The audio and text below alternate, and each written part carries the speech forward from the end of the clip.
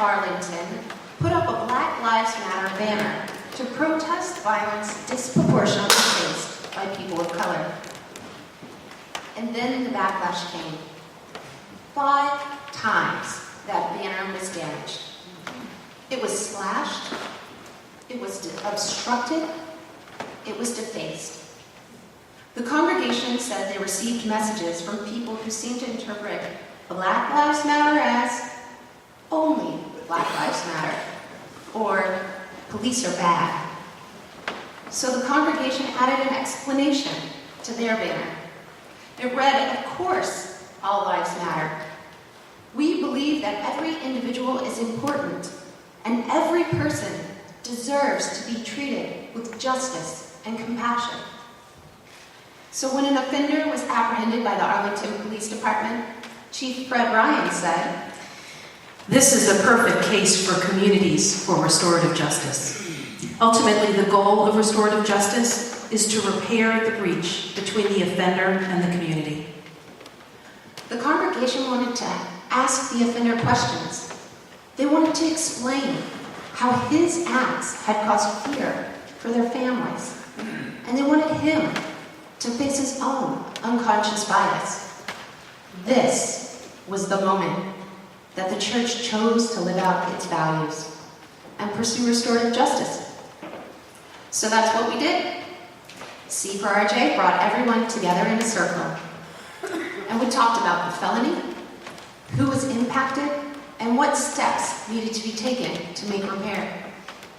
After months of reflection, study, and service, the offender's apology letter said, "I can't thank you enough for allowing me to do this program. You showed kindness and fairness when I did not. I will never cause anyone harm in this manner ever again." And in an unexpected twist, the Arlington Church placed a second banner right next to the first banner. And it said, "We thank the Arlington Police Department for their commitment to justice and compassion." It was a meaningful end to a challenging case. And this is why I love this work. So now you're probably wondering, how did I get here? Once, I might have been in this sanctuary to preach to you.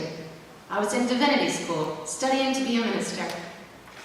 And someone once asked me, what derailed those plans? Simply, it was restorative justice. When I learned about restorative justice, I wanted to use it in response to crimes. But lawyers work in the courtroom, not preachers. They work in the courts. If I wanted to change the system, I'd have to not only understand it, but in some form, I'd have to join it. So off to law school I went. I spent time working in New Zealand.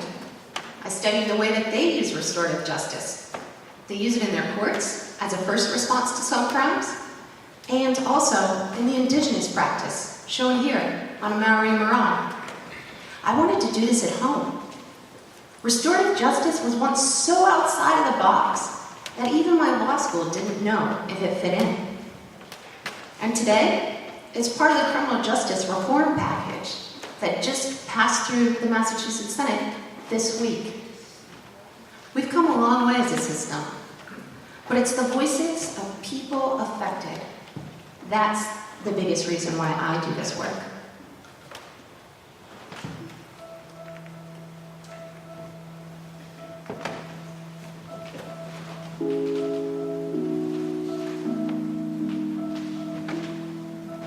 When I reached my car, I was surprised to see a gentleman. He came out of nowhere, and he just grabbed my arm and said, "You're not going anywhere. What's your name? I need your name. What's your registration?" I tried to get some parents who were going into their cars to help me and get the coaches and the athletic director. But now I wanted to get involved. So that made me really, it made the situation scary. I didn't know whether he was armed. I didn't know if he had a weapon. I didn't know what his problem was. And I'm trying to reason with him and trying to get help. and he's in my face and keeps circling me. Basically, he was detaining me. I really had no idea what this was like charter territory for me. But I decided to give it a shot because it's better than, to me, it was a better option than taking it to court where he will have a lawyer and the process will just go on and on and on. I just wanted an apology that he would not do this again. But the circle, that's the name they call themselves, the group of volunteers, made me feel like they were advocating for me. They wanted this thing to be resolved. And I went from being a skeptic to, this is, if we go through this and it worked, then it's a win-win for everybody. In the end, that last meeting we had was just like, I didn't say a word. I mean, I didn't say much. He just was like, so sorry. He was in tears. I felt the joy that everybody in the circle, everybody was like, yes, we did it. For the first time, I didn't look at him as an aggressor. I felt sorry for him for really, owning to his demons. And I knew we were getting a breakthrough. I think, give credit to the police, that they thought that they should try this alternative method. So it takes a community. It takes a village, people sometimes say, and it was a village. The police officers, the police department, the volunteers, the circle, myself, the aggressor, all of that coming together in the end, it was wonderful.